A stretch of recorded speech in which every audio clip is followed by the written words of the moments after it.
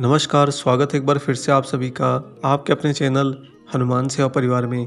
आशा करते हैं कि प्रभु श्री हनुमान जी और परम पूज्य गुरुदेव बाबा नीम करोली महाराज जी आप सभी भक्तों पर असीम कृपा सदैव बनाए रखें। दोस्तों, पूजनीय महाराज जी अपने भक्तों की सारी प्रार्थनाएं, सारी बातें मात्र अपने चित्र के माध्यम से सुन लेते हैं। बाबा के अनेकों सैकड़ों वास्तविक चित्र उपलब्ध हैं और उनमें से महाराज जी ने किसी भी चित्र को स्वयं के द्वारा प्रतिबंधित नहीं किया कि मात्र इसी चित्र के द्वारा तुम्हारी मैं बात सुनूंगा। आप बाबा की किसी भी मुद्रा की किसी भी चित्रण को सामने रखकर महाराज जी से जो कुछ भी प्रार्थना करते हैं, बाबा जी सारी प्रार्थनाएं सुनते हैं। दोस्तों, इतना ही नहीं, अगर आप महाराज जी के चित्र को अपने नज़दीक अपने साथ रखेंगे तो आपको हमेशा एक संरक्षक का भाव महसूस होगा कि आपके साथ में एक ऊर्जा का स्रोत, एक शक्ति का स्रोत हमेशा आपका रक्षा कवच बनकर आप ही के साथ चलता है। और सबसे बड़ी बात यह होगी कि धीरे धीरे आप महाराज जी से बहुत ही ज़्यादा मित्रतापूर्ण एवं स्वाभाविक होते जाएंगे। बाबा धीरे धीरे आपको आप ही से ग्रहण कर लेंगे। दोस्तों, कहने का भाव ये है कि उदाहरण के लिए जिस तरह से आप विद्यालय में पढ़ते हैं और उस समय आपकी किसी से मित्रता हो जाती है और वह मित्रता धीरे धीरे आगे बढ़ते कालखंड में गहराती जाती है और एक समय ऐसा आता है कि आप सामने वाले से पूर्ण रूप से स्वतंत्र भाव में मित्रता में आ जाते हैं, जहाँ पर आपको उस पर कोई शंका नहीं, जहाँ पर आपके मन में उसके लिए कोई प्रश्न नहीं। वो आपके पास है नहीं है, आपसे बात करे ना करे, आपसे कुछ साझा करे ना करे, आपका उसमें मित्रता का भाव यथावत बना रहता है। हमेशा आप जब भी उसका स्मरण करते हैं, आपके चेहरे पर एक मुस्कान आ जाती है। वही स्वतंत्रता वाला मित्रता भाव महाराज जी आपके साथ में इस भौतिक जीवन में संपादित कर लेते हैं। दोस्तों, आप अगर अपने घर में, अपने ऑफिस में, जहाँ भी आप यात्रा करते हैं, जहाँ भी आप कर्म करते हैं या जहाँ पर भी आपका स्थायी निवास है, हर जगह पर अगर आप महाराज जी के भिन्न भिन्न चित्र लगाकर रखते हैं तो एक तरह से आप बाबा के ही अलौकिक संसार में स्वयं को पाते हैं। यूं तो ये भ्रम रूपेण पूरा का पूरा भौतिक संसार ही बाबा जी का है, परंतु इसके परे महाराज जी का एक और संसार है और वह है अलौकिक संसार।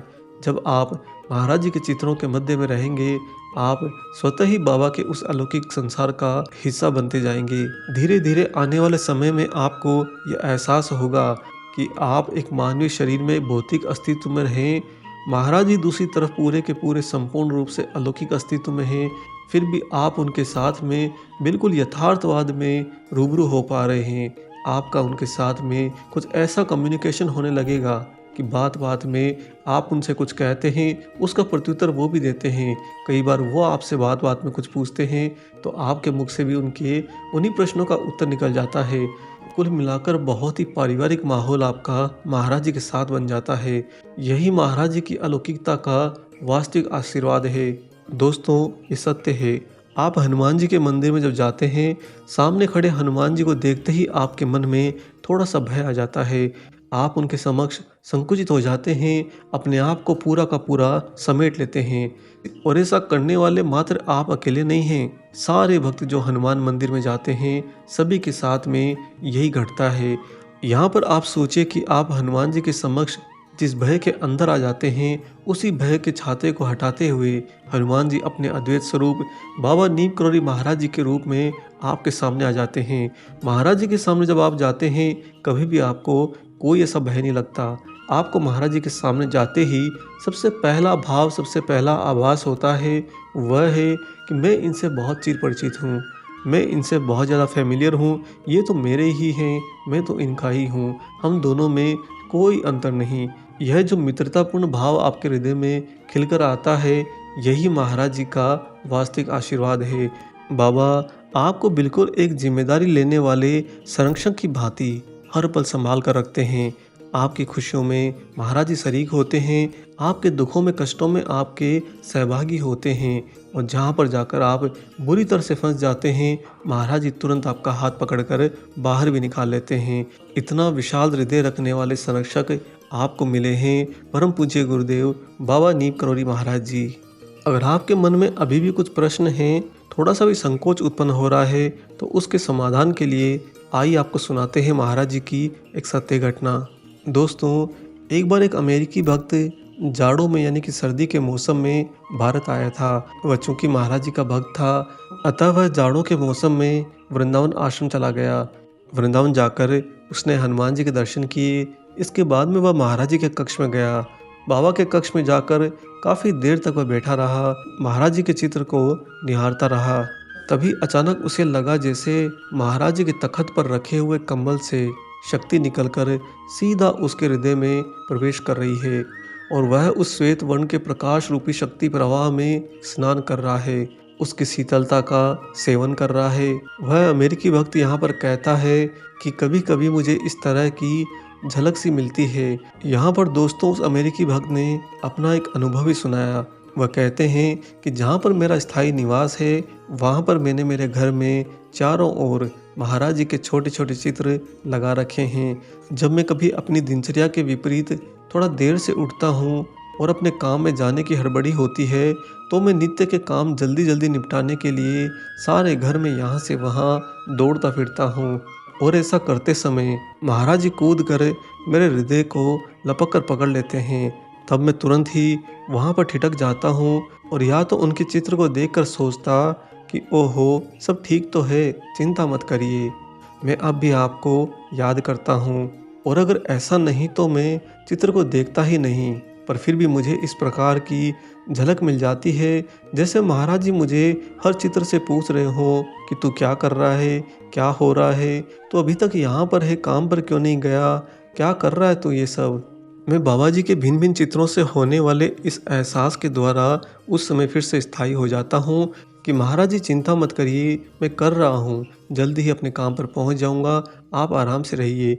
जिस तरह से हमारे घर का एक मुखिया हमारे घर में हमारे पूरे परिवार के ऊपर अपने वृद्ध हस्त रखते हुए अपना संरक्षण रखते हैं, ठीक उसी तरह से महाराज जी इस अमेरिकी भक्त के घर में घर के मुखिया के तौर पर विराजमान हैं। दोस्तों, जैसा कि इन्होंने बताया कि घर में इन्होंने महाराज जी के छोटे छोटे चित्र जगह जगह पर लगा रखे हैं। जहाँ जहाँ भी वो घर में गमन करते हैं तहाँ तहाँ वो महाराज जी को सामने पाते हैं और एक इनडायरेक्ट कम्युनिकेशन दोनों के बीच में चलता रहता है, हृदय से आत्मा तक, आत्मा से हृदय तक। हृदय अगर एहसास करे तो आत्मा उसे प्रमाणित करे। ये भक्त साथ में ये भी कहते हैं कि अगर आप अपने घर में इस तरह से माहौल बनाकर रखते हैं, महाराज जी के चित्र जगह जगह पर रखते हैं, तो आपके अंदर से उनके प्रति कोई भी रहा सहा भय पूर्ण समाप्त हो जाता है।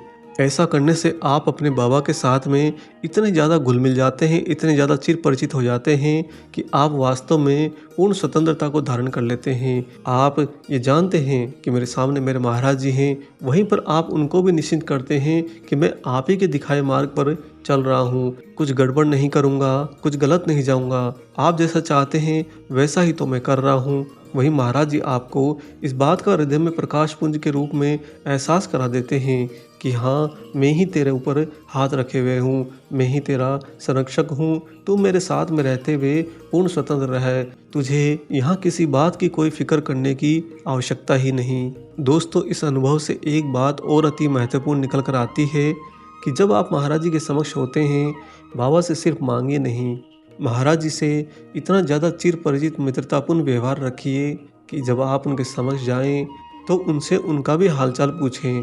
वो कोई भौतिक पदार्थ नहीं है कि एक बार आपको गिफ्ट मिला और आपने ग्रहण कर लिया, और ना ही महाराज जी आपका कोई एक काम करके वापस चले जाते हैं। बाबा आपके साथ में हर पल रहते हैं। अगर आपका विश्वास दृढ़ होगा तो महाराज जी आपको अपने अस्तित्व के पूर्ण एहसास करा देंगे। दोस्तों, जिस तरह से आपको इस भौतिक अवस्था में अनेक अनेक भाव उत्पन्न होते हैं, भूख लगती है, प्यास लगती है, तड़प होती है, खुशियाँ मनाने का मन करता है, दुखों से बाहर भागने की आत्मा में चाह उठती है, ये सारे के सारे भाव तो महाराज जी के द्वारा ही प्रतिबिंबित होते हैं। अतः महाराज जी भी इनको आपके प्रति अनुभव करते हैं। आप बाबा के समक्ष जब भी जाएं, बाबा के चित्र के समक्ष जाएं, चाहे महाराज जी के किसी विग्रह के समक्ष जाएं, या फिर अगर आपके पास में महाराज जी का कोई चित्र भी नहीं है, सिर्फ हनुमान जी की कोई प्रतिमूर्ति है, उनका कोई चित्रण है, तो हनुमान जी को ही महाराज जी मानकर जब उनके समक्ष जाएं, उनसे हमेशा पहले उन्हीं का हालचाल पूछें।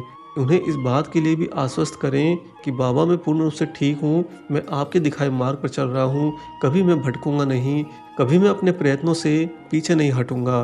जिस तरह से बच्चे अगर अपने पेरेंट्स को ये विश्वास देते हैं कि आप चिंता मत करिए, मैं बहुत बड़ा बनकर दिखाऊंगा, मैं कुछ करके दिखाऊंगा, तब उनके पेरेंट्स भी उन पर बहुत विश्वास करते हैं।